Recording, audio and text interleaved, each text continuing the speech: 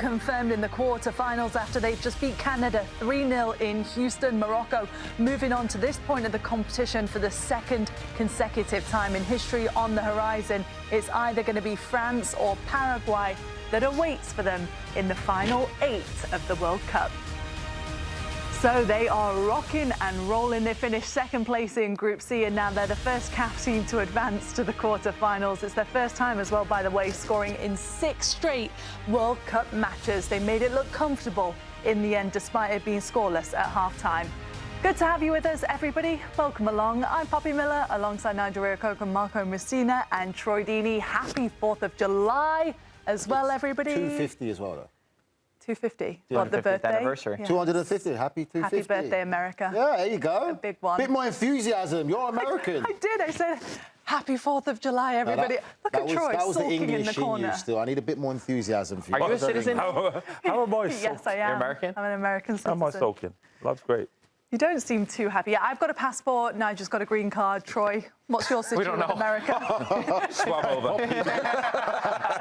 I'm visaed up, don't you worry. All done properly. I don't know what you're trying to insinuate. I was wondering what the status is. Marco is obviously American, Italian as well, but Depends. in the World Cup. Depends on the week. Whoever's in the World American Cup. only. Yeah. You're going to say he was still in it, so. Yeah, don't worry, they can still get rid of you. Don't worry. I'm scared. So Morocco then, in the end, Nige, did you feel like it was, you said at half-time, poor first half from them. Were you more impressed in the second half? Slightly better second half, but for what we've seen from them and the levels and the standards that they've set, they were nowhere near it today. But this is what this game would bow down to, quality aspect of it. Love everything what Jesse Marsch has done to Canada, what he said, and 100% right. He's inspired a lot of the next generation of Canadian players. Great to see, but I always felt that coming into this game against Morocco, it will be the quality aspect of it. Even without Morocco playing, let's just not even say about 70% good, the quality shined through in the end. If you look at the goals that they scored against this Canadian side, that's what's going to happen. I think Canada now have to put themselves on more pressure to say, right, we've set a great foundation, but now to get to that next tier, we have to improve in quality-wise. We have to improve in football intelligence. We have to take it to that next level that we could be spoken about like these next teams, because that's what's always going to shine in the end of the day, the higher you go in the footballing pyramid. They've been a dark horse, haven't they, in the past? Do you think that they're still considered that in this competition, Troy, or are you not as high on them? I don't know. They could cause, on that day, they could cause anyone problems. We saw that with the first game against Brazil. That first half, they were excellent. Probably should have been 2-3-0 up. And then they showed the other side of it, where it's still a young team, still a developing team. I think there's still question marks over the coach as well, in terms of it's his first World Cup. He's learning on the job. Sometimes you're going to come up against real top quality operators like Carlo Ancelotti, for example, with Brazil, who could just manipulate a game a little bit better. But they've done well. It's a team you wouldn't want to play. Unfortunately for them, they're coming up against a team next that no one wants to play, which is France. So you're Paraguay. Okay, it's France. You know, again, ultimately, you could use the Paraguay game. You can use the Canada game very much. These guys can put up great performances. They can work hard. They can run hard. They can do all that fun stuff. But when it comes to the nuances of football, the quality aspect of it, Morocco are just better, France are just better. And 9 times out of 10, the better team will come out on top. And I thought Canada did a great job. Now is when I want to hear Jesse Marsch doing the speeches. Now I want them to tell how great they've been and what a journey this has been on. And obviously we'll get prepared and we'll go again in 4 years' time. But for Morocco, it was just ultimately sit in, bunker in, and then just play through the lines. Eventually, Canada run out of steam. It's funny because when Troy said that, just thought about a story back in my playing days. So it was when stats really started to come into football, and managers used to have the distance that players ran or the team ran after a game. And it was when Arsene Wenger was at Arsenal who brought it in. So obviously our manager thought, OK, you've got to run twice as hard and then you get the result. We played Chelsea. Chelsea ran half the distance of our team did, and they beat us 3-0. We covered double the distance. That's the point I'm trying to make to this game here, where, yes, you can run, do all that great foundation, but there's going to be moments at the highest level where quality comes into play. When you have quality players, even if they're not playing good or running half the distance that you do, it will show in the end, and that's what happened with this game. I'm not saying it always works that way, but the majority of the time it will. That quality aspect will shine through. I think for Canada, when they look back in their tournament, it's the first ever point, first time that they get a win, first time that they go to the next round. But this was a limit for me. This was the ceiling for where this team was going to go. That was as good as Canada were going to play, and probably as bad as we'll see Morocco play, certainly throughout this tournament. compared to what they did against Brazil, compared to what they did against the Netherlands.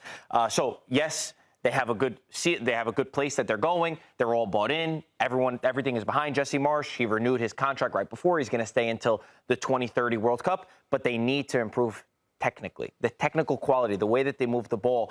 You're in that first half, you play as well as you did, you still didn't have a goal to show for it. And for Morocco, I know we could see this as a negative, but it could also be spun as a positive, that you played bad, you still won 3-0. You found a way to break the press of Canada, especially on the second goal. We saw that. They only scored 6 goals last World Cup in 2022, and now how many goals they've scored now. Yeah. They're trying to change their identity, trying to change their style, gaining more experience. Saibari goes off in the 23rd minute, 24th minute. They still find a way to score the goals. They dealt with that pressure. So, yes, of course, you're going up against France, but I think this Morocco team you can't mess with them. They're gaining that experience, now going to the quarterfinals once again.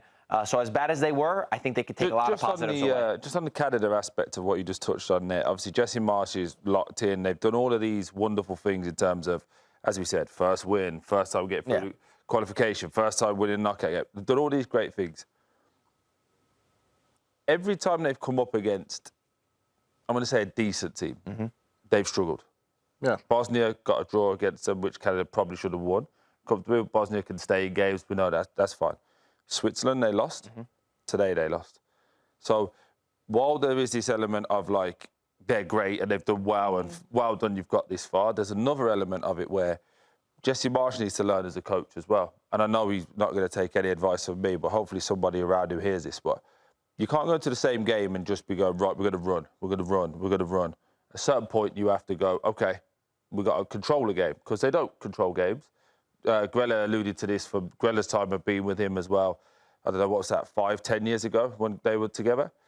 Now you're talking about them now not being in that situation to have a plan B, but also they don't score enough goals. Yeah. Again, they scored against Qatar when they had, was it 2 men sent off, and it ends up being 6-0. So that changes the stats, but they don't really have a real identity moving forward. So I think there's a lot of question marks still about just how good this Canada team can be. It's a good point, because even in the last match, I mean, that late goal even changed the narrative of them leading into this one. For Morocco, on the other hand, what's the narrative for them now moving forward? Are they better than the team that we saw compete in the World Cup in 22? I would say so. I think it's a different Morocco we're seeing. Marco touched on it really well as well. When you talk about last World Cup, they played very deep, defensive-minded, counter-attacking football. That's the best way to say. This World Cup, we're seeing a progression in Morocco, just like we criticised them in the first half. They want to play through the lines. They want to control the game. Was a bit slow today. Wasn't great. I would just say, for me, I would look at this for them as players. You'd say, right, bad day at the office. We got the job done. We could take positives from that. In tournament football, you're always going to have that one indifferent game. Doesn't matter what nation you are. They're always going to have that game that's indifferent. You take it now with a win against Canada, knowing that you're going to have tough opponents next against France or Paraguay, and you need to turn up for that. So you'd rather take an indifferent, poor performance today than have gone into that next game and most likely play France and take a poor performance, because that could be an absolute tonking if you played like that against France. Here's a look at the momentum chart. You've got to imagine if it is France and not Paraguay that advances, then it's going to be France with the possession in the next game, right? This is our friends at SofaScore. It was pretty even for the possession, the ball possession, but you can see the momentum was pretty back and forth today, Marco. Yeah, absolutely. And we even showed the stats at halftime.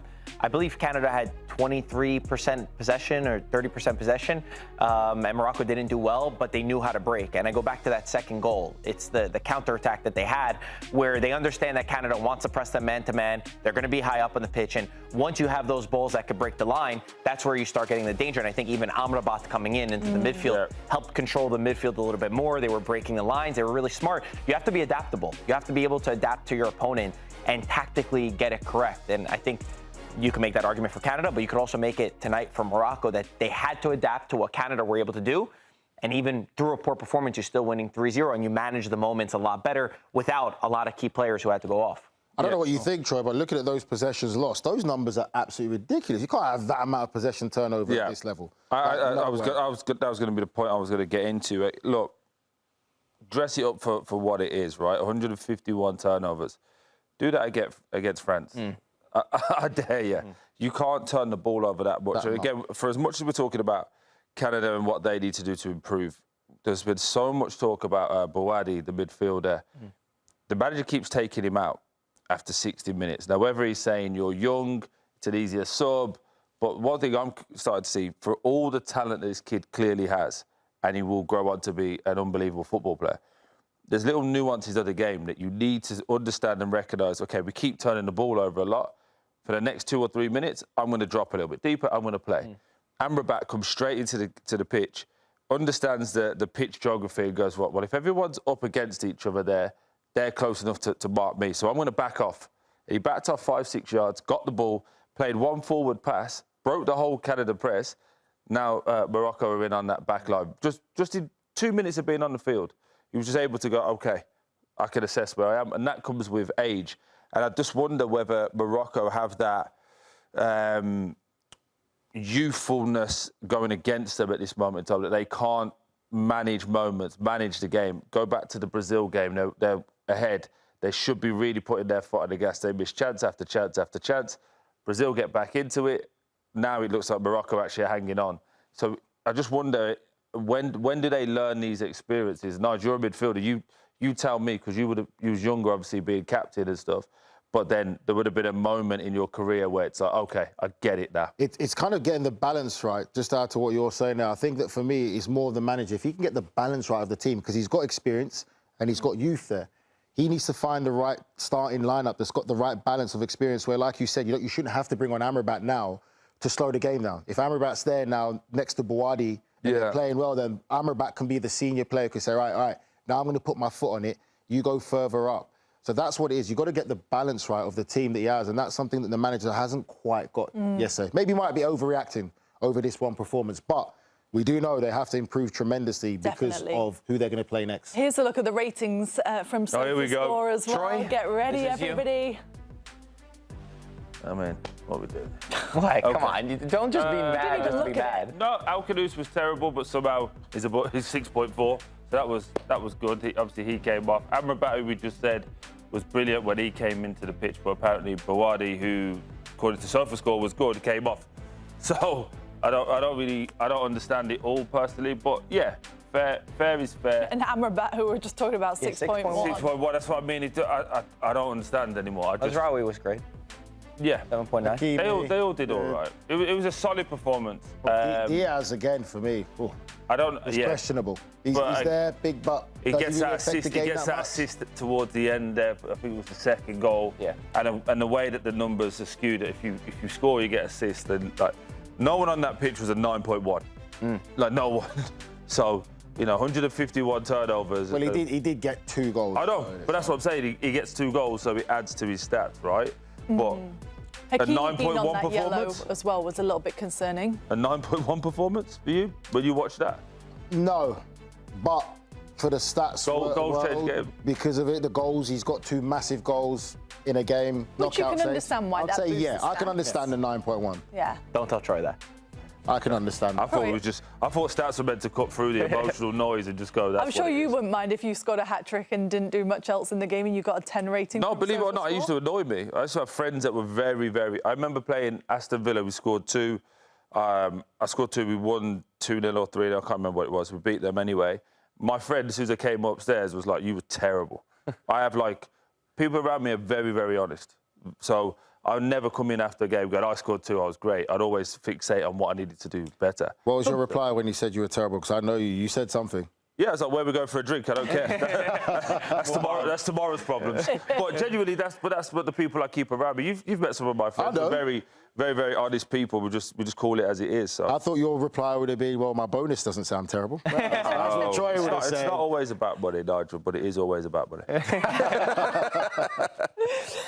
OK, so interesting with the stats then. Morocco, do we all think that their journey is going to come to an end in the next round, unfortunately? I wouldn't write them off, no. Oh, you wouldn't write them off against France? I wouldn't write them off. They'll give anyone a game. They'll give anyone a game. We've seen crazy things in the World Cup. We've seen crazy things in this World Cup. Let me just tell you how this If anything was proven over this World Cup, let me tell you how this journey is going to go. I don't disagree. Anyone can give anyone because I said what he will do today. No, it's not. Morocco will struggle. I mean, Morocco can win, France could struggle. The day of the game, no one can beat France. Yeah. And then when he wins, he goes, I told you, because he picked both of them. That's what he does every time. That's such a lie. I just said, you're basically saying, is there any chance for Morocco in the next game if it's France. Yes. Yeah. I'm saying yes, there is a chance. What's There is the a chance. split? What's the There's a good percentage chance. split? I Like will 70-30? 70-30 in favour of France. That is. What would you give, Troy? Based on what we've seen so far, Yeah. 80-20. Marco? Okay, you're not that Because far. I suggested 70-30 for that reason. 70-30. Because the only reason I say that is we haven't seen France really tested defensively yet. Yeah. Only Senegal were really able to push them into an area of like discomfort. But from what we saw in Morocco, and you see 151 turnovers, if you're going to turn the ball over to Elise, Mbappe, Dembele, Barcola, Doué, good luck. But they did well in the other games. Like against the Netherlands, they had Dutch people questioning their identity. How many times have you said, "Oh, Holland are going to win this tournament"? Not win, but go Don't far. worry about it. Don't worry about it. It's fine. But to go far. Yeah. Stay with us, On their everybody. day. Yeah, it's true. And like we saw yesterday with Cape Verde, who knows what's going to happen in this France still World gotta Cup? get That through. was crazy, wasn't it? Yes, and France have to beat Paraguay as well. We're going to be back in just a second here on Golazo Matchday 48 Nations. Stay with us, everybody. At the start of every year, I find myself wondering again, constantly questioning life's mysteries. Could I make it in the UFC octagon? When Jeff Probst asks survivors, ready? Do they ever want to say no? Has Dexter ever considered meditation? Will Beth and Rip make it last on the new series Dutton Ranch? If not, Rip, call me.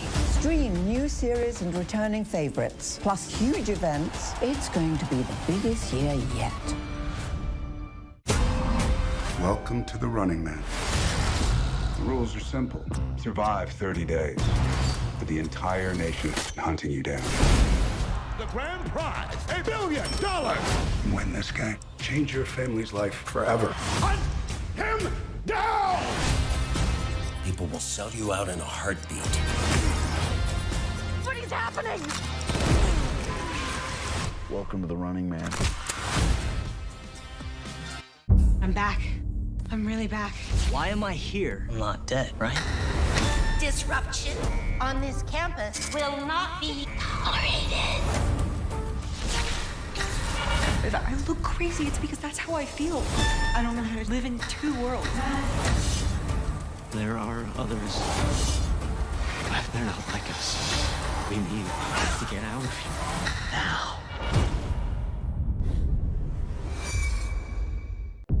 Open your eyes. Paramount Plus has a mountain of movies. Wow. New movies. Timeless movies. Guys who are running out of time movies. So get in on the latest blockbusters.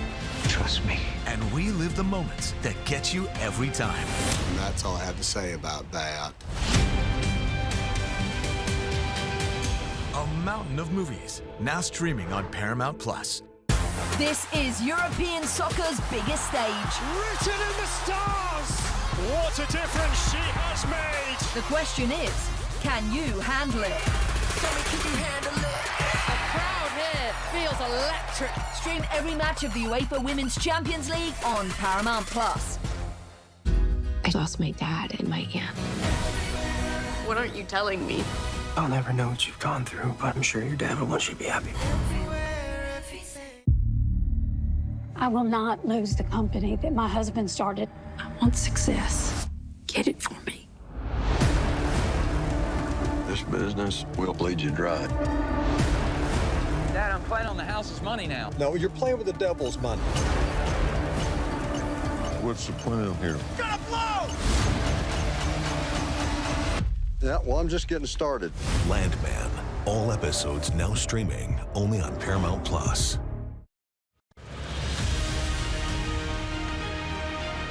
So unfortunately, this marks the end of the road at the World Cup for Jesse Marsh and co-host Canada as they failed to score against Morocco. So they're bowing out now in the round of 16. It's been an important tournament, though, for Canada.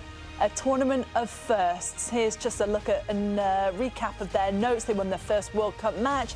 They advanced to the knockout rounds for the first time, and then they won in the round of 32 in dramatic fashion against South Africa. Jesse Marsh was just saying after the match how proud he is of his team and how proud he is to represent this nation, of the fans, of the whole package, and then finished it, Troy, by saying, I'd actually rather be us than Morocco. Your reaction to that? Yeah, sure, Jesse. Whatever he's drinking in the morning, I want a little bit of that. But I think a lot of what he said was very true. Great, the fans have now engaged. They've got the loads of firsts, if you just alluded to, they're in a wonderful position. But to say you'd prefer to be Canada than to be Morocco is quite possibly one of the most stupid things I've ever heard. And I work with you two. So there's a lot of... What about him? He's all right. He's more measured. You two make a lot of stupid mistakes. But finally agree with you. Genuinely, though, in all seriousness, like let's look at it from like a layered point of view. They've just beat you, first and foremost, and we're saying how poor Morocco played. Yeah. They beat you 3-0. So you, just on the surface, you'd want to be the team that won 3-0. Just on the surface. Tactically, they're better. Their under-20s are better, their U17s are better, their academy setup's better, their infrastructure for football in general is better, but you would prefer to be Canada. Like, I understand you got to give a positive message out, but do you know when people realise, and people like myself get so frustrated, because when you try and sell me poo in a bag and tell me it's chocolate, I know the difference. Do you know what I mean? Like, stop lying to everyone. Stop it in general. Like last time, oh, you're heroes, you're great. It's a free hit. Now we lose 3-0. I'd much prefer to be us. What's he smoking? What's he smoking? Honestly, I have got no skin in the game. I don't know anyone from Canada. Don't care. Me and Drake aren't friends. I don't give a crap about anything in Canada. I just call it as I see it. And the things he's talking about, honestly, is just nonsense, man. Do you think maybe he just gets a bit carried away in the moment? I think he does it in the mirror, you know. I figured it out. In his mirror before the game, right, he's brushing his teeth for that. He's like, if we win, I'm going to say this. And if we lose, I'm going to say this. See, I feel the opposite. I feel like it just comes to him because he's so invested and he's enjoyed the tournament so invested. So much. I think he gets carried away in the moment. I think he's very passionate. He's bought in. He wants to say something. He wants to say something for the fans. The other part of what he said that I thought was interesting is he said, I'd rather be us because of the way that we were attacking, and we always want to go out attacking. But to me, there are multiple ways to win a football match. Just because you can attack and just because you can press, when you play against a team that's really good with the ball and that could beat your press, then maybe it's not a good strategy to do that. Like, you have to be able, the best teams are able to adapt. So I understand your points too, but to me, the other part of that is also tactically. That's why I didn't have Canada going as far as I can, because they said they're limited tactically. They beat South Africa. Who's that on? And yes, and they beat Qatar. When they played against bigger, and by the way, they finished second place on goal difference. That's how they finished second place. I said, when they have to play a better team, are they able to adapt? Are they able to do what Morocco did today, which is we don't have to have always a football to be dangerous? To me, that's very interesting how he said that. I also think, just to add to your point, within saying that, he showed his limitations. And by the way, this is not a Jesse Marsh bashing, because I think he's done very well. In what way, though, his Because when you're saying, I prefer to go out attacking, well, because you can't defend, because you don't have a plan B, because you can't control the game. So, yeah, we have to go out all out attacking, because that's the only... He's come up under the Red Bull system, which was a 4-2-2, which was very good. Everyone presses, everyone runs. But what's happened over the years, that's probably 8 to 10 years old now, people start to get wise to it. People start to get wise to Pep Guardiola. People start getting an understanding, a grasp of what you do. So then you have to come up with a second way of, OK, now we tweak it. And he showed in this game, because the lads were tired, we'll go in the first press. If that doesn't win, we'll back off into a mid-block, which Nigel was saying in the first half, which was great. But then, what about when you've got the ball? Because not having the ball's half of the game. There's another part when you've got the ball. Everything else is just go forward, go forward, go forward. And then you get to a certain level. Unfortunately, they find you out, and it just happens. I think he's very, some people enjoy the methods that Jesse has because he's been criticised, right? And he's come out in his press conferences time and time again and said, I don't care what anybody thinks about the way that I do things, the way that I speak to the team. Would you like to play for Jesse Marsh, Nige? Would you like to play for his style of football? Would you like to play for the way that he communicates with the team so publicly and the things that he says? I mean, for me, I wouldn't mind. I wouldn't take it in, though, half the time, I'll be honest with you. You come like white noise, because I've got a job to do myself and I'm on the pitch. Do you not think it's twofold? If you're winning, it's great. You'd be like, yeah, he's with us, he's all that. And if you're losing, you're like, what are you doing? I think Troy used the word performative a lot of the times, and I think that's how it comes across. Like, I think it's a very silly comment to say you'd rather be Canada after you just lost 3-0 to Morocco. Morocco is making progression. You could actually just say, well, for personally, you could just say nothing. Just don't say that much anymore, because you keep saying silly stuff. So you know what? The aspiration is we want to be like Morocco. You know, that's where we need to get to, that level there. We need to improve our quality aspect.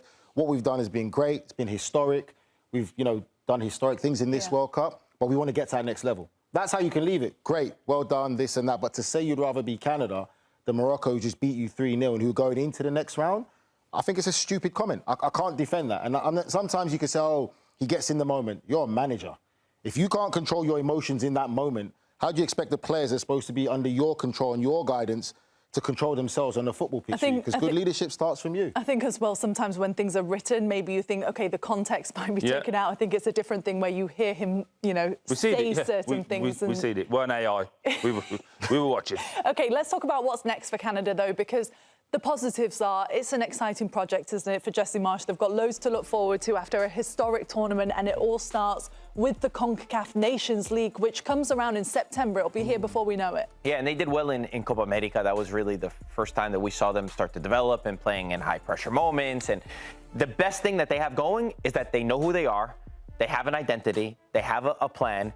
They are sticking with the coach that's been there for a while. They renewed him. They believed in him. I think in May, they gave him the contract extension until 2030. So they have a style. They have an identity. You know exactly what you're going to get. Yes, it can have limitations, like we said, but at least you know that there's a plan. There's no question marks for any player that's on the pitch or that's on the bench on what they are going to do. But they do need to raise that level. They need to build upon this. It's great. This is the World Cup. They went to the next round. Build up on him, them as a whole, they need to build on this and more football, more technical ability. It comes from him, Marco. He has to take it to the next level. Because Grella's spoken about Jesse many times, told us how he plays, what we're going to see. We see it all the time. Now, as a manager, as a coach, you have to put pressure on yourself to evolve, to go to that next level. That's the reality. So how does he do that? Talk about he has to go and find it himself. He has to see the criticism he gets is fair. One-dimensional, very front foot, great. But there's moments where you have to control the game. You have to play through the lines. You have to get better when it comes to the tactical tweaks you make as a manager. We've talked and criticised about Mikel Arteta, won the Premier League, but if you even look at him, he says that's the crazy stuff that he's done to get his Arsenal players ready, where he's gone to get inspiration from and always wanting to get better. Managers and top managers always want to get better. He needs to now get to that next level and take himself as a coach, how he coaches his team, and stop being so one-dimensional. Because ultimately it's layered, right? To carry on from your point. So, yes, you've got a foundation now. You know you work hard. You know you've got to go forward. You know if, like you say, you know what you're going to get. There's another layer to that. The opposition knows what you're going to do. So when you look at someone like, let's make it about Bielsa, for example, he's like, oh, I know all of this, but everyone knows what you're going to do. So now teams looking at Canada go, OK, this is what we've got so much volume of work now to know what you're going to do. It's easier to prepare for you. But the other part to it, the layered part from Jesse's point of view, is, OK, what do we do for build-up from the back? What do we do once we go 1-0 up? How do we control a game? This is what I'm saying, there's layers to it. To your Arteta point, whether we like it or not, he goes to see every different type of sport, whether that be cricket, whether that be baseball, whether that be NFL, and he's asking all these little nuanced bits just to inform him, which then he then informs on his team. Jesse Marsch, and you can see from that interview there, is my way or the highway. And to a point, that's great. Because, again, like you say, everyone knows what they're looking out for. But also, you haven't been as successful as your personality believes to be.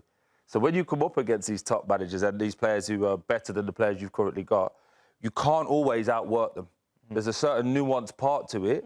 If that was the case, and this is not a joke, Italy would be here. Because tactically, they're better. Defensively, they're better. But every now and again, you'll come up against better players, someone that's more structured, more organised, and just having that little bit more in one area doesn't make up for the 7 pieces that you're behind on. And that's what I think ultimately where Canada will struggle if they don't start to impart the wisdom of what they've just done. So that's why when I hear that last bit there in regards to I'd much prefer to be us than Morocco, I'm like, honestly, you're stupid. Like, you've got to be brain dead to be thinking like that, because ultimately you've lost 3-0. They've got a better infrastructure. They've got more kids coming through playing the same way. They're so far ahead of you in terms of infrastructure where you're at, and you can't even have the foresight to go, OK, we want to get to that level. And they can play multiple ways. They've progressed and changed. Last World Cup, 100%. counter-attacking. This World Cup, they're controlling the game. That's progression. What about for... Sorry, go ahead. No, when you look at the games that they've won, the game against Brazil, the game against Netherlands, this match, there's been different styles. To me, the best teams in the world are able to adapt that style and mold to who the opposition is. You guys keep saying that you're saying that he has to get to that next level, but do you think that will change? It's down to him. But do you think it will? No. He won't actually change. think that? He won't change. I don't think he will. Listen, from what I've seen of him and the character that he is, he will not change. I think He the will stay to other his- crazy thing about the way that Jesse plays is sometimes when you're a domestic manager, you can bring in all these players that fit your system and fit the way you want to play. It is a little bit interesting to see that he sticks to the same way with international football, knowing that he doesn't have the full selection But of what players should be to great play with there. that, with him signing, I know we've got to get to break, so I'll be quick, but with him signing a new deal and everyone knows what they're getting, the federation above him now should be putting all the things in place for the next 10 years of players to come through, fit that type of player profile. Not necessarily the system, because a manager can change, but we want that type of profile. We want people that are quick, people that are athletic. You know, so the federation, that's on the federation, that's not on Jesse. OK, interesting. Well, Canada, they are out of the World Cup now, but next season on Paramount Plus, you can watch loads of their players play week in, week out, the likes of Jonathan David, Carl Larin, Promise David, Ismail Kone, Alistair Johnson, and of course, Alphonso Davies with Bayern Munich in the Champions League. We're going to be back in just a second.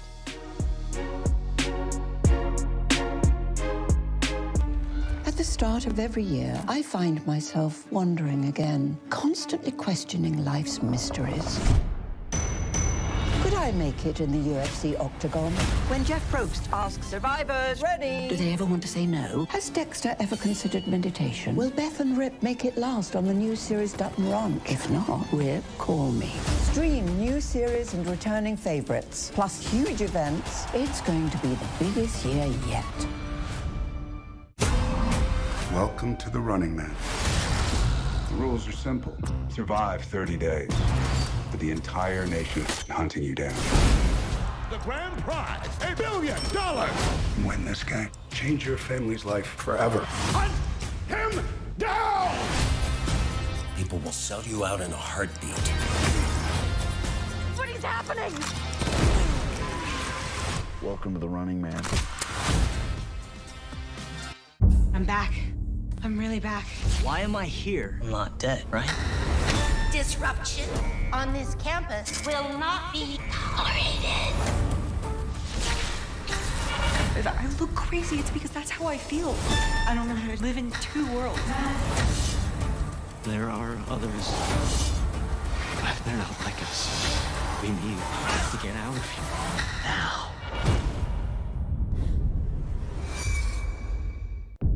Open your eyes. Paramount Plus has a mountain of movies. Wow. New movies.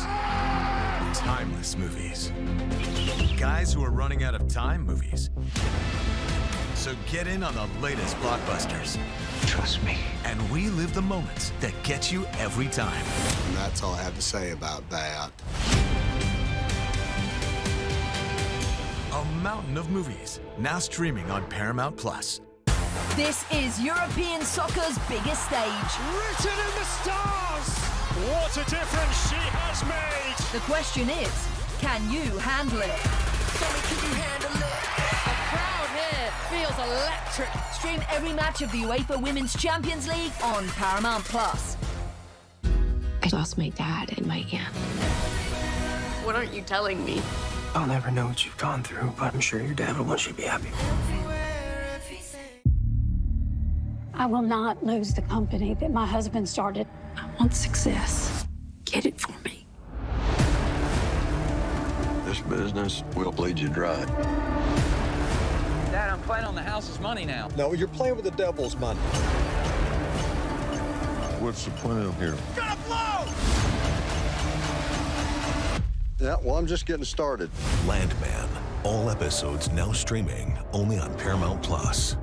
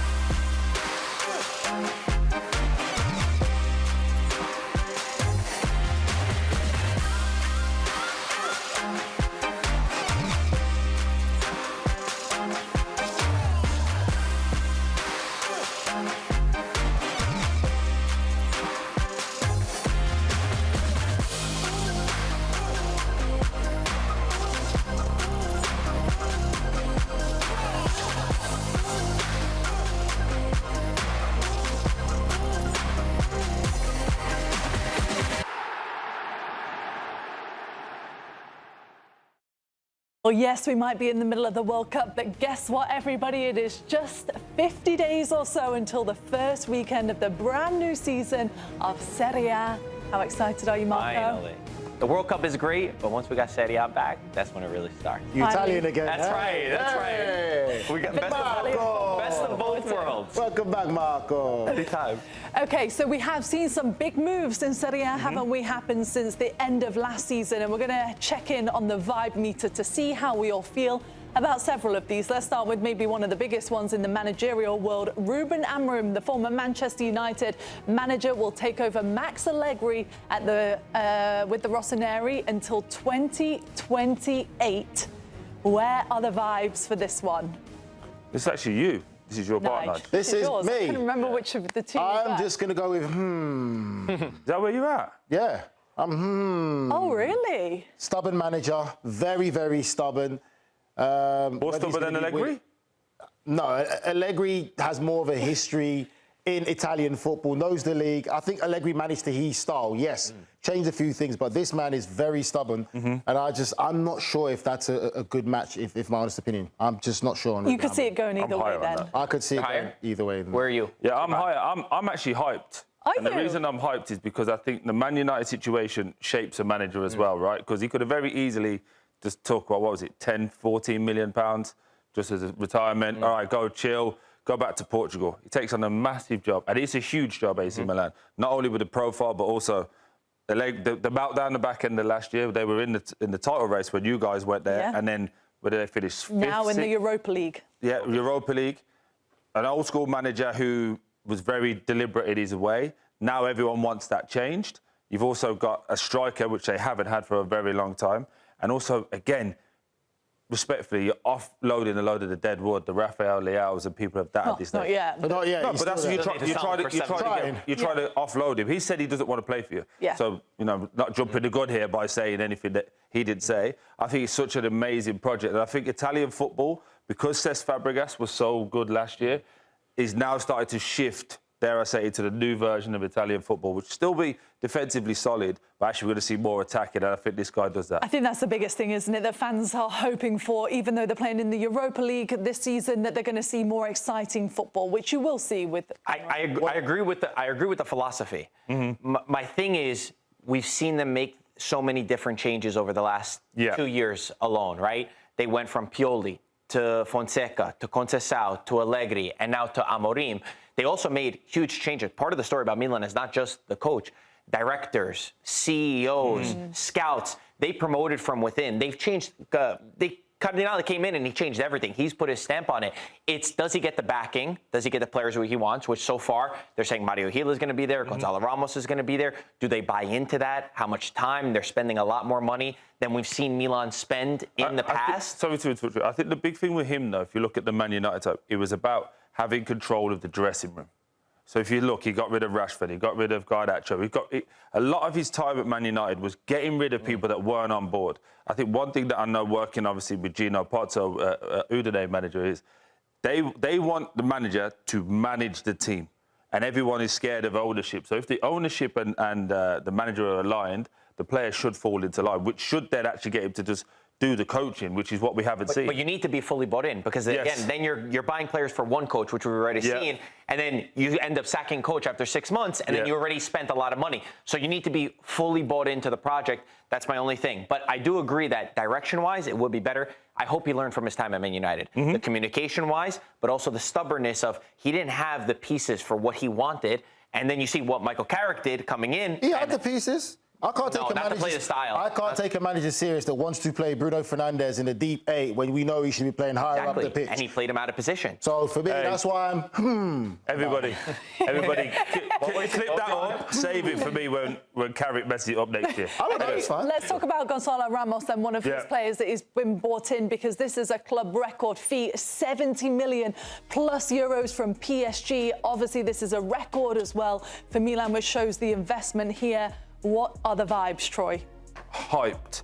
I can't go perfect fit just because I don't know what's going to be behind him in terms of the crosses and the assists that he's going to be getting. I think I'm hyped because for not only for Ramos but for AC and I think Italian football in general. They've been crying out for a prop. Please don't call him AC, my brother. I'm protecting you right now. Can't call Just him say AC. Milan. He's Just say grown. Milan. I love Just that you say know Milan. now. I Trust love me. that you know. I know where How you're many coming years from. of- I'm just saying. I know Serie where you're A? coming from. I got you. Just say Milan. Nigel called Trust them me. the ACs Trust once me. it didn't go Milan. well. Not the ACs. AC Milan or Inter Milan. Sorry. Just By say the way, Milan. AC Milan. Milan. Hey, silly me. Says it on the badge. You know, silly me. Anyway, as I was saying. Now you understand my frustration. The guy who is obviously he's unbelievable for PSG. Scored a lot of goals. We saw in the World Cup. He's just scored for Portugal, but he's got used to coming off the bench and being an impact. He said it himself. But now you're going into a league that's more defensively minded in general. Everyone's going to be keeping their eyes on you. So, okay, we need to stop this guy from scoring. And the second part to it as well is he hasn't played for a team. Nigel argued Benfica. I would say for a team with this much pressure, with this much expectation, that you, for the price that you've been bought at a price point, you need to go and score 20-odd goals. And you have to transform this team from being in Europa League to being competitive for the actual Scudetto. So for me, there's a lot of pressure on him. Perfect fit was the next one from Hype, right? Yeah. Perfect fit. Like him, always been a big fan. You all know that I've been talking so highly about him in the green room to say he's a hidden gem sitting at PSG. The reason why I like it, like Troy said, it's a defensive league. But when he has the impact, it's when the games are tight, in the box, Fox in the box, closer to the goal. He's not the type of player you'd want when it's an expansive game. You want him to run in behind and run channels. That's not going to work. So for the league, the technicality of playing in Serie A, it's a perfect fit for him. And I think it's a perfect fit for him, but is it a perfect fit for AC? Because I'm saying AC, you're not going to get me off it now. I don't care. So the point is, it's a great fit for Milan, and I think it's one of the most sensible strikers. It's a fit for the manager as well. He fits a style of play that Amorim is going to want. Okay, so perfect example. If they don't get the crosses in the box, if they're not slipping balls in those tight areas, is it still a perfect fit? Because perfect fit means everything's ready for him to succeed. That's why I would be at hyped because there's still question marks around the rest of the players behind them. Milan's midfield could look totally different than it did just last year. And I think the thing is, Milan had basically a number 9 curse. Besides Giroud and Zlatan coming back, they have missed on every striker that they've gone. Fulkrug, we're talking about him. Jimenez, they spent big money on him a year and a half ago. Pavlovic has more goals than both of those strikers combined. And Kuka was even 45 million. I mean, the list goes on and on. They've made huge investment. Their biggest investment Milan have ever made is in Gonzalo Ramos. Just very quickly as well, for Christian Pulisic, for all the American fans watching out there, he's obviously played out of position so many times this season, sometimes even been left on the bench. Does this help him fall back to his natural position? 1000%. He is just a number 9. If you try and play him anywhere else... So you can put I also think Ruben Amorim is a wonderful addition to Christian Pulisic. Being able to play as a 10, but also have 2 10s that he's allowed to go out wide, he's allowed to be in the middle. But actually saying, play in your position and we're going to run through you, I think it's great. OK, let's talk about Max Allegri then. Mad Max, he's going to Napoli, their new head coach, until 2029. He played with the team back in 1977 and 78. He was a failure at Milan. Let's not sugarcoat it. What are the vibes for the Partenope? I love that you said it, Poppy, because there's no sugarcoating it. He tried to as well. His goal was to get Milan. Milan was in no European competition. They didn't get into Champions League. That was the goal. I'm not loving this one. And I'm really shocked that Napoli went in this direction. Allegri is best when he has to manage a team of champions, a team that's winning, and he doesn't have to put his spin on it. He played so many players out of position for Milan, creating a lot of chaos with this. My only justification, the only reason I could see them going for the Allegri route is I think De Laurentiis is looking at what Allegri did when he took over for an Antonio Conte team. Antonio builds a foundation of hard work, resilience, running like a maniac, like a lunatic. When he left Juventus, the players actually preferred Allegri because he was a more calm approach. He allowed, things, okay, we have to be tight defensively, but it wasn't as intense as it was before. I think De Laurentiis is trying to recreate what happened at Juventus, where Allegri continued on the project with this move. But I thought Napoli were going to take a different direction. I thought they were going to play more expansive football without Conte there. I wanted to see them go with a younger coach. So they need to get it right, because the last time when they went with Rudy Garcia, it was a disaster. Conte saved them, and I'm not too sure about this. I thought they missed out on a big one with Glasner, I thought Oliver Glasner was a perfect fit for that, because he wants that high pressure, running a lot, but he's also a lot more player friendly that they let this go. For me, with Allegri, that's a facial right there. What I've seen over the last few years, his football is 10 years ago, and it's not being played now. And again, I mean that respectfully because he's been a fantastic coach over the time. But what I saw at Milan last year was terrible. Even the Milan fans were just sit back, defend, kick it to our fastest player. Hopefully they can playing not to lose. Playing to not lose. That's what they did. I agree with Marco and Troy. I think Marco makes a great point about it. And I thought that with Napoli now, what we've seen, the investment, the players they brought in, you talk about Kevin De Bruyne, and they're talking about not. Kevin enjoyed playing that style of football. Well, that's going to be an interesting relationship. That's my thing. With what did he Kevin De Bruyne said about Conte. Go on. He hated Conte. Yeah. He said I don't want to play that style of football. He said Kevin it's De Bruyne. Kevin De Bruyne came out saying they didn't like it. And he's not going to like Allegri's style of football. That's the crazy thing. So I agree. I think that it's a point where I thought they'll be a lot more aggressive, a lot more forward thinking. But for me, this is going to be a backward step. Yeah. Oosh. OK, well, like you said, with Max Allegri, it felt like a certainty that you would at least get Champions League football, that you would at least be in the top 4, as we saw last season. Doesn't always work out to be the case. Nico Paz is the final one. Real Madrid brought him back for around 10 million euros. Then Como brought him back at 60 million euros. They were one of the stories last season of Serie A. They're going to play Champions League football. He's staying at Como. What are the vibes, Marco? There's no other answer except perfect fit for this one, for Nico Paz. And the only one. Yeah, it's the only thing. You all agree? You're all unanimous? For sure. And I think the funny thing is, I remember early on last season, Papa, you posed the question. You said, do you guys think Nico Paz could stay there? And we said the only way is if they somehow get into Champions League football, which we thought was ridiculous because it's incredible that they got into Champions League football. And maybe with the revenues, they'd be able to find a deal. Credit to Como. There are few, if any, Italian teams that could pay 60 million for a player these days. They have obviously huge financial backing with one of the richest owners in football, but what a deal. And interestingly enough, Real Madrid will have a buyback on him next year, 80 million. But if they don't buy him next year, he is Como's. He's all theirs, one of the brightest young talents, I think, in Europe, potential to be in a Ballon d'Or race one day in the future. I love that he also decided to stay with Cesc Fabregas and to develop one more year. Which future? How far in the future?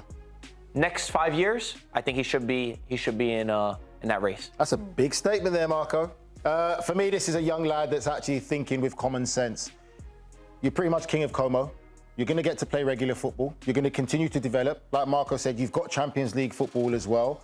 You're in a great position where if you still continue to do well and develop, who knows, you could probably go and get sold and go to Real Madrid again or anything like that. But that is a great move. That's when youngsters actually make the right decision for the benefit of their career, than now jumping ship, going to Real Madrid and you don't play and then you start to fall down the footballing league again. So I think that's a great fit and a smart decision, and credit to him to see the bigger picture as a youngster. Can't wait to see Como in the Champions League next year. How good is that going to be? So Serie A, 50 more days to go until the Italian top flight returns. Stay with us, though. We're going to be back in just a sec. Watch the ACs.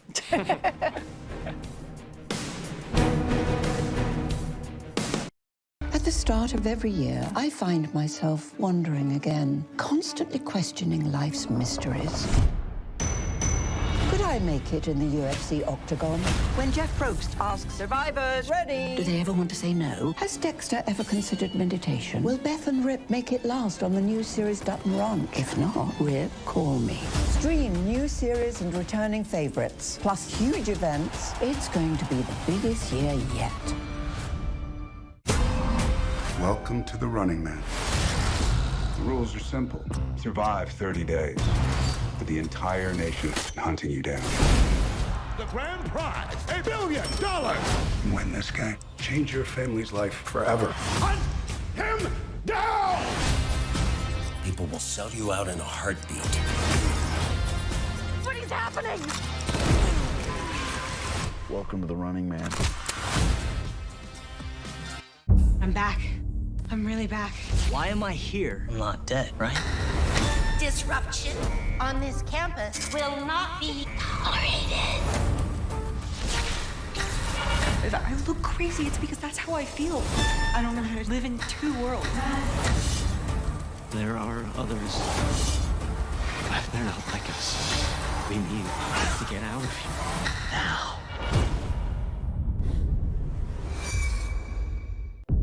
Open your eyes. Paramount Plus has a mountain of movies. Wow. New movies. Timeless movies. Guys who are running out of time movies. So get in on the latest blockbusters. Trust me. And relive the moments that get you every time. And that's all I have to say about that. A mountain of movies, now streaming on Paramount+. This is European soccer's biggest stage. Written in the stars! What a difference she has made! The question is, can you handle it? Can you handle it? The crowd here feels electric. Stream every match of the UEFA Women's Champions League on Paramount+. I lost my dad and my aunt. What aren't you telling me? I'll never know what you've gone through, but I'm sure your dad will want you to be happy. I will not lose the company that my husband started. I want success. Get it for me.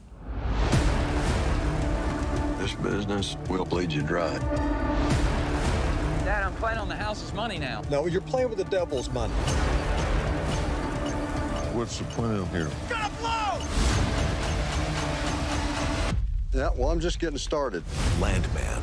All episodes now streaming only on Paramount+. Soccer isn't a new game in the United States. The immigrants brought it here in 1912. The opportunity to play for my country, I just could not pass that up. We're all very proud of you. Not everyone is aware of what happened in important historical moments for American soccer. I was a kid that shouldn't have made it. Kid from Nacogdoches, Texas. Clint Dipsy Doodle. Kind of one of those things I wasn't going to be denied. People criticize me often. You can't take it seriously. It's the USA. But I get to have that attention because I'm good. We were carrying the weight of American soccer on our shoulders. I'm gonna put it shot! Probably unfair to 20 guys. When he looks at you, he looks like he wants to kill you. And I have respect for that. It's about how much are you willing to give to win. Heavy is the head that wears the crown. The USA has realized its dream. Dempsey threw the ball in. What can this kid do? And for more on the stories that have shaped the sport in this country, you can watch the US Men's Soccer Trilogy on Paramount+. You've got the $1 Billion Goal, You Don't Know Where I'm From, Dog, and Pulisic. Multiple eras, one passion, all streaming for you right now. And speaking of the US Men's National Team, the Call It What You Want crew and myself will be going to Nashville, Tennessee for all the build-up and the reaction to the US Men's National Team's round of 16 game against Belgium on the Golazo Network and the Golazo YouTube channel at 7 o'clock Eastern on Monday. Yeehaw. Going to Tennessee? You're going? Yes. You gonna have a cowgirl hat? With the boys, I've got a cowboy hat. I've got a US shirt to put on just for the day. Wear that again, you'll be fine. This could double for both, couldn't it? But I've got to go a bit southern, back to Nashville. So that would be fun. You say I play both sides, and then she's got England today and she was USA Scotland earlier in the tournament as well. It don't That's matter, true. bro. Yeah, I've got three countries I love. OK, what about the US then? Because obviously the vibes, we just talked about the vibes in the last segment. The vibes feel so high right now for the US Men's National Team. Are you feeling confident, Nigel, that they're going to get a result against Belgium? They should go in confident against Belgium. I don't think they should go with any kind of fear whatsoever. The problem is it depends on what Belgium turns up. Belgium have been like a box of chocolates, as I say. You don't know which one you're going to get. And I know the chocolate from Belgium is fantastic, by the way. But I'm glad you finished it this time. That was great. I know. the one on CBS Morning wasn't as clean. It was clean. I was under pressure then. But anyway, I think for me, the big thing I would say that I do look at now is without Balogun, I think that's going to be an impact to them. Pepe will probably get to start. Hasn't been great. Balogun's a different profile to him. He's the only profile they've got as a striker like that. When you talk about sharpness, willingness to go in behind and how dynamic he can be.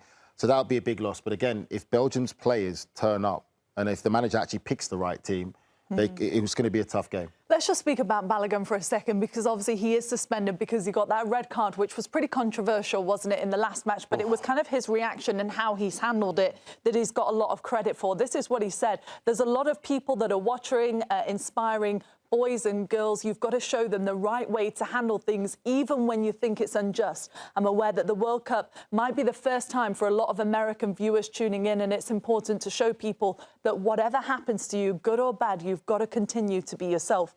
When we saw this, Troy, obviously he got sent off.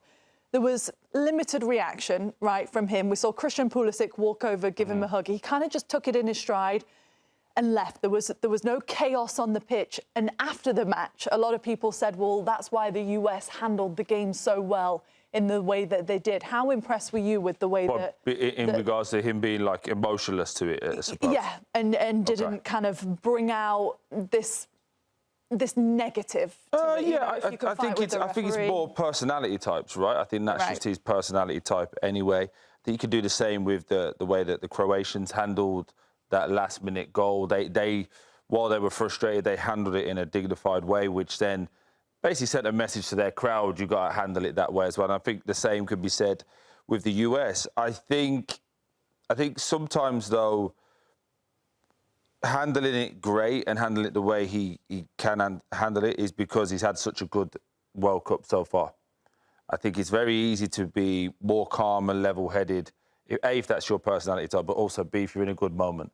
If he hadn't scored any goals, for example, this tournament, and then gets sent off, maybe he handles it a little bit differently. But I think he's handled it well. I think it provokes a bigger question as to what actually are the rules anymore. Because I've saw Messi do exactly the same and not get sent off. And I've saw this situation, anybody who's remotely played the game knows that that was an accident. Eyes are firmly on the ball. And it's just, unfortunately, when you slow it down, that's how it looks bad. We have Christina Uncle here every other week telling us the letter of the law, the intention, and all of this stuff. But then we watched the Cape Verde game yesterday, and a guy could literally run into the stand, call his wife down or his missus, or whoever he is, have a high five, not get a yellow card. Like, I genuinely don't know anymore with these referees, and I really wanted the referee, when VAR called him over, to have a look at that, see it in full time and go, OK, that's just a football action. It doesn't look great. Give him a yellow card, keep moving. It could have been a yellow. Yeah, I think a yellow. But even a yellow's harsh because there's no intent there. But the yellow could have done the job. Yeah. It's do you not think, a red though, card Marco, play. it's the maturity that's shown for this US team, especially led by Balogun, because he showed maturity, Christian Pulisic did as well, but the entire team is playing in a different way to kind of what we've seen sometimes in the past, like when they played against Mexico and everything was so heightened. It's the best USA in my lifetime. It's the best that I've seen them play. Like, genuinely, I'm proud. They've won me over. They've won so many people over. Just speaking to people around America, especially a lot of the young kids, I say, my God, we have such a great team. The way that they're pressuring, the buy-in, but then they have that awareness in that moment, in the heat of the moment. I think it says a lot about him as a character, and the group as well, because there are not a lot of examples of players and even teams out there who can respond in that way when they are feeling unjust. So it's a level of maturity that they got. Also, just the story of how they got Balogun is still unbelievable to me. That his parents were here on vacation. They were on vacation in Brooklyn. Their flight is canceled. He's born in Brooklyn. That's how he gets his passport. Otherwise, we probably wouldn't be having him play for the national team. So the English gave him to, yeah? Yeah. Okay. Well, he chose the Americans over potentially choosing others. He chose the Americans? Yeah, he did. He did, technically. Well, what about, Nigel, people that are looking for that kind of figure? You know, we talk about Clint Dempsey a lot because we've got the documentary. It's great for young kids to see, you know, especially in a heightened world that we live in now, in every aspect of society where it's always like, it's scream, it's shout, it's overreact. It's shout with the referee. To have somebody like that that's just like, OK, things in life happen, I'm going to keep going. Now, obviously, that is fantastic for young kids. But also, on the other side to it, do we want to be going, OK, it's fine that they messed up. It's fine that they, but because it impacts me. While it's on a football pitch, yes, that's great because it's just a game. But the bigger ramifications, if we're talking about Balogun being a hero to a lot of these young kids and someone they should idolise, these kids will then take it into every aspect of their life. So sometimes referees and FIFA need to be held accountable that was unjust. But he's been fantastic. He's handled himself well. The USA have handled themselves well. Also, the bit none of you are going to like, Americans are not going to like this. You're about to play someone good. Yeah. I'm just saying, it hasn't happened in a while. Yeah, you haven't happened. Because what happened last time they played Belgium? 5-1? In the friendly? In the friendly. Friendly, yeah. But remember, when you beat other teams in the friendly, we've got to take that as we beat them before. I think you're right. But then when you lose, it's a friendly. So let's just see. I think they should beat Belgium, by the way. But this is going to be the first real test. Yeah, and it was a heavily rotated team that we did see play we need to see Belgium. against top quality attacking players. I think that's my still question mark around USA was I said 5-1, it was 5-2, I apologize. 5-2. Defensively, when they're questioned with really good attacking players, because Belgium have not put it together. Belgium never puts it together. This is the story of Belgium. The golden generation, all these players, but they never form the group. They never do it. Even De Bruyne and Doku are subbed off in their last match, and then they scored the 2 goals to come back into it. But when you have to deal with this speed and deal with this quality, can USA do that? The fact that we're saying that USA are favorites already shows how well America have done. But I do agree with Troy. You have to show it. This is the game to win. If we want to talk about a really special USA team, you got to beat this Belgium side. What about, just by the way, speaking of Flo Balogun, you mentioned how he got his passport for the US. For some of the dual nationals out there, Nigel, which we have seen a lot in the last couple of years, kind of deciding where they're going to go, how much has the US's stock risen after this World Cup? Because in the past, maybe you would think, maybe Flo is a perfect example. He's not going to get into the England team, or that's how he felt, obviously, at some point of his career. So he goes with the US. And now the World Cup and the story that he's having with the US men's national team is pretty incredible, isn't it? Do you think now they're going to become a more attractive team if you've got an opportunity to play for multiple? I think US has always been attractive. Like, it's always been from back in the day of when Clint and Brad and all them lot played. It's always been attractive. So you don't think it's any more attractive now than it was back then? No, I think it's the same. I just think that what's happened is they've probably captivated the next younger generation from seeing these guys play and do well. So I think that there's another generation of interest now.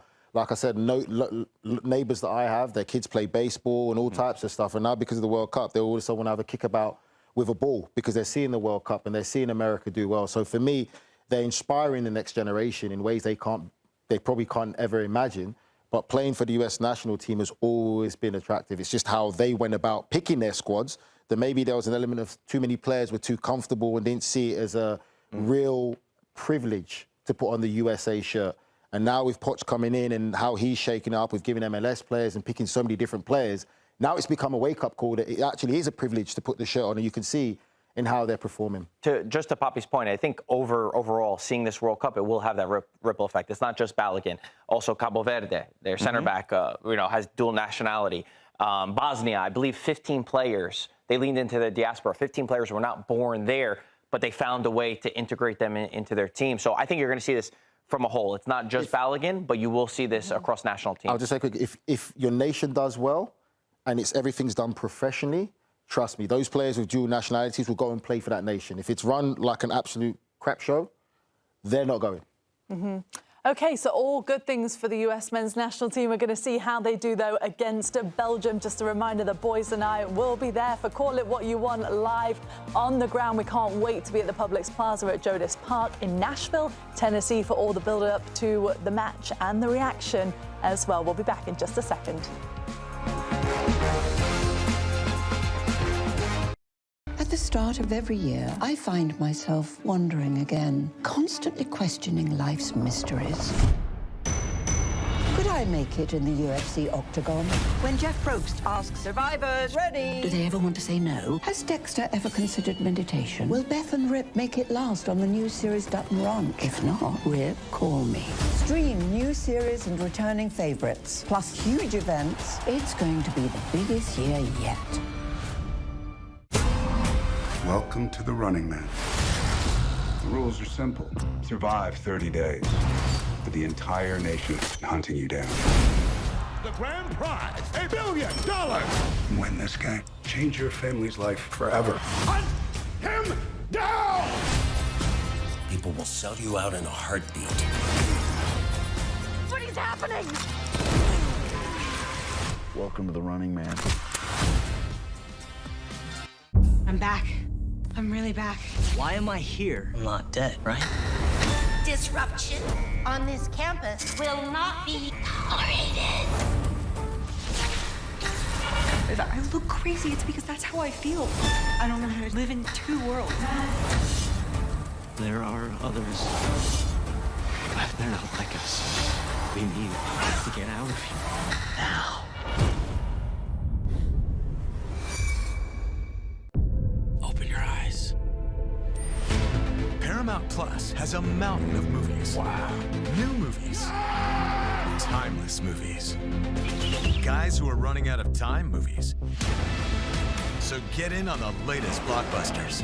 Trust me. And relive the moments that get you every time. And that's all I have to say about that. A mountain of movies, now streaming on Paramount+. This is European soccer's biggest stage. Written in the stars! What a difference she has made! The question is, can you handle it? Tell me, can you handle it? The crowd here feels electric. Stream every match of the UEFA Women's Champions League on Paramount+. I lost my dad and my aunt. What aren't you telling me? I'll never know what you've gone through, but I'm sure your dad will want you to be happy. I will not lose the company that my husband started. I want success. Get it for me. This business will bleed you dry. Dad, I'm playing on the house's money now. No, you're playing with the devil's money. What's the plan here? Gonna blow! Yeah, well, I'm just getting started. Landman. All episodes now streaming only on Paramount+. Welcome back, everybody. So Morocco awaits for the winner of France or Paraguay. Look at the fans in Philadelphia. They are all ready for the match, and in the middle of it all, he's going coast to coast, and he's here today. Nico Cantor caught up with some of the Paraguay fans.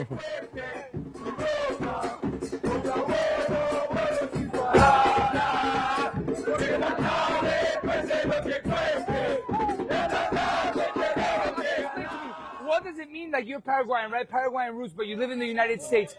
¿Qué sentís? What do you feel as a Paraguayan acá en Estados Unidos with so many Paraguayans? But I am going. I want to get deep, bro. Okay. Porque yo siento muchas cosas que sentís vos. Yeah. Okay. So Talk to me. So I was born here. My parents came in '86. Uh-huh. They left everything behind, just like most parents did over here. And they left everything behind, but they taught us the culture. The culture, we were brought up with the culture, el guaraní, la comida típica, which is our food from Paraguay, asado, which is what we're known for, and here we are. We love our country. Even if we weren't born there, it's in our blood. It's in our blood, okay? That's beautiful. Yes, sir. No, and so much respect because, you know, it's like today's 4th of July. And it's my birthday. And it's your birthday. It's my birthday, yeah!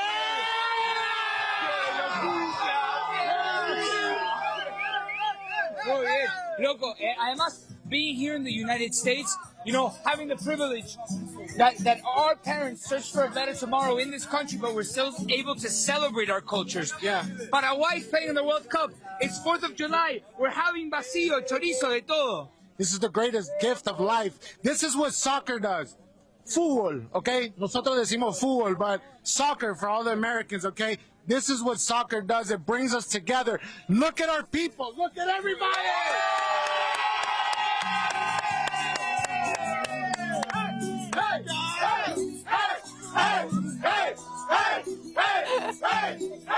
This is what soccer does. Soccer on the 4th of July. This is what soccer does. It brings our people together. What's soccer, bro? Soccer. This is what soccer does. For the Americans, this is what soccer does. You know you guys invented the word, though. I know, but we call it football now. We actually use our foot to kick a ball. Nico is so good at getting the most out of people. I think the best stories that I've loved from Nico's road trips on the RV is stories like that. You can feel both. You can be, as he mentioned, born in America, still respect your Paraguayan roots. As he said, it's in your blood. And I love that combination, especially on the 4th of July. And seeing how the Paraguayan fans were able to celebrate against Germany, knocking out the big teams. I love it. Let's see if they could go back-to-back and try to knock out another big team. I love it as well. I love that he's always got barbecue around him. Nico only goes where there's good barbecue waiting for him. He's very smart, isn't he? And the all-time meetings don't favour Paraguay, though. With France, they've won both the previous World Cup meetings between the teams when the sides first met, by the way, in 1958. France won 7-3 in the group stage. Since then, it's been a little bit closer. That was until 2017 when France won 5-0 in the friendly match. Troy, you rolled your eyes just a little bit when we were talking about the odds for Paraguay to advance. But I guess in the same way that everybody gave Cape Verde no chance yesterday. No, look, I respectfully, because they've done really well. In the Germany game, they were defending fantastically, their shape, their organisation. everything about it was brilliant. So you have to give them the most respect. But can two things be true at once? France are just better than everybody. In every department, whether it's working, whether it's not working, they've got more people on the bench who can add different qualities. So respectfully, this is not, when you say you give Paraguay no chance, it's not that it's a disrespect to Paraguay, it's because we rate France so highly.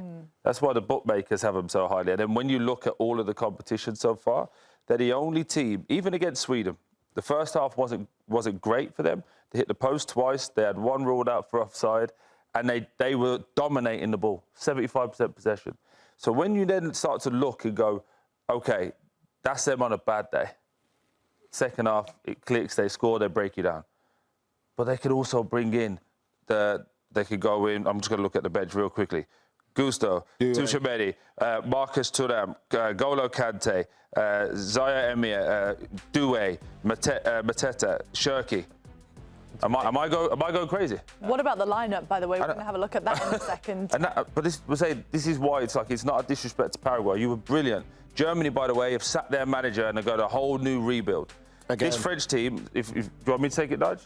This French team is obviously in a situation where they can make changes. They can put Kone in because if you look, they put Kone in whenever they think they're going to dominate the ball, and they have Tuchemeni coming in afterwards. Normally, it just kind of sweeps up in the other games. But this team for me is frightening.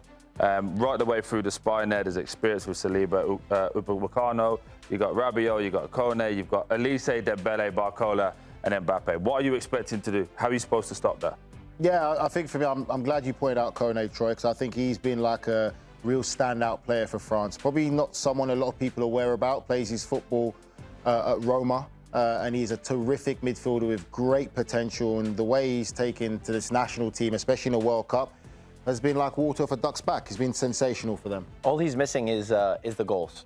Yeah. But he could dominate in a two-man midfield because he just covers so much ground. He's really good on both sides of the ball. What's so funny, Why pal? does he always get basic sayings wrong? Water off a duck's back? No, it's a duck to water. It's like taking like a duck to water. Oh, that one I know. I didn't know this was a different one. No. Honestly, you tip me over the edge. Every time you say one of the most common sayings that everybody's heard in the world. Life's like a box of chocolates. That's back. It's actually a saying. Okay, wait. I take it back. Apparently, the control room agrees with me. Thank you. He's right.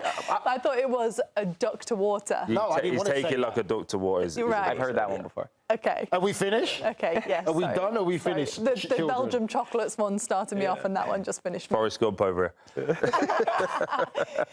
Chouameni as well on the bench today, maybe not risking his injury. But what about Elise? Because he has been, apart from Mbappe, he's been the headline, hasn't he, of this competition? He provides a different quality, too, than the other guys around him have, than Dembele and Mbappe, because he's just so creative. He could find the pass better than anyone. And it shows right there. Look, most assists across Europe's top 5 leagues. I believe he's 1 assist away from Pelé's all-time record already in a World Cup. He's on 5 right now. Pelé did with an extra game. Did 6. Okay, either way, he's phenomenal. And I think it's just the creative element that he has in his game that is so key in these matches against Paraguay. To Troy's point, they can find so many opportunities. They could find the balls in behind. They could find the pass through the middle. They could go out wide to both wingers when they need to. They could hit out on transition. But Elise gives them that other element. He's the cherry on top of the cake, and he's a joy to watch. I think a lot of the talk is sometimes football can be boring, and maybe there's not these players that have the creativity and they're so tactically tied down to the positions. For me, he's one of the joys to watch in football because he's still got that old school football element to him that he's creative. Could have played for England as well. He chose a better team. But he was carefree. He chose a much better team. But he's also carefree as well. Listen, I can't argue with that. But the point is, he is carefree, isn't he? So he'll make a mistake. He'll try and play a pass that gets cut out. And he'll go, no problem, I'll do it again. No problem, I'll do it again. And there's so many players now who don't have that like make a mistake and they go, oh, I'll keep it safe for the next 10 minutes. This guy is... I'll just say... So for me, he's the MVP of the tournament so far. You can talk about Mbappe, you can talk about Messi. This guy has been phenomenal. I think he's been phenomenal. I would still say that Mbappe ranks over him because Mbappe does put on his Superman cape when he plays for France. He turns up like no other. Elise, for me, I think the conversation is whether people would say he's world-class or not. I think after this tournament now, some people, it's hard to argue to say he's not in that world-class bracket. I think you he's have really to. taking his game in world-class level. Even Lamine Yamal, I remember what he said at the beginning of the World Cup, football's so boring now, I hate watching it back to forth. Elise is the kind of player that Lamine Yamal is talking about, right? That excitement. What about Paraguay then? I suppose the concerning thing for them is if they do get past France, they have a lot of players on a yellow card, especially when it comes to the midfield. Yeah, absolutely. Well, they're lucky that they get Gomez back from the suspension, and you could see by their shape. Alfaro has gone back to the DNA of what Paraguay want to be. It's to be resilient, it's to fight, it's to be compact. The one lack in this team is, yes, they're very good defensively, even throughout qualifying, getting results against Argentina and Brazil, and even tying against Colombia, is they need to not concede to have success in their matches. So they're very good in being compact defensively, but it's their goal-scoring ability. They only have 3 goals shared amongst 3 players at this tournament. So getting Almiron out wide and finding Enciso up top, he'll be their target man for this team. But they understand their identity. They know what they have to do. They've already frustrated one superpower, I guess you could say, in terms of teams that have won the World Cup before. But I just think that France will be, they're a different beast to what Germany are in the creativity aspect. So they need to be absolutely perfect, and they need France to have an off day. They need both of those things if they want a chance. Good that they've got Miguel Almiron back, though, because obviously we know what happened with him getting sent off and then missing a few matches. They were even able to have success without him, but no doubt they're a much better team with him in it. Yeah, they are a better team. You talk about experienced players and also the attributes he has, the pace down the wing. But Enciso, for me, is the main one that's going to be the difference making that top end of the pitch. I think Almiron will play a part as being a good part of the team, but Enciso is the one that's really... He's going to have a big part of the game because he's going to have to carry the ball 40, 50 yards up the pitch when they do eventually get out, because their job will be to sit in, frustrate, and give it to him or Enciso, and both of them are going to have to drive up the pitch. It's really, really difficult because the French just suffocate. They're relentless. Quick prediction, boys. Scoreline, what are we going for? 3-1 France. OK, not too bad. 4-1 France. Go on, Troy. 4-0. 4-0. Like water for ducks back, Poppy. So also what I would have said like for a duck to Argentina. water. That's true. I think Paraguay, if they check were your watching... backside, there's a load of splinters there from sitting on the fence. I said 3-1. Well, I just want to say, I would have said it last night, but Cape Verde were great. I thought Argentina was going to win 4-0 yesterday. That was one of the best games we've seen. Sitting on a white picket fence, are we? You would know, Nige. Comfortable place for you. OK, enjoy, everybody. We'll see you later.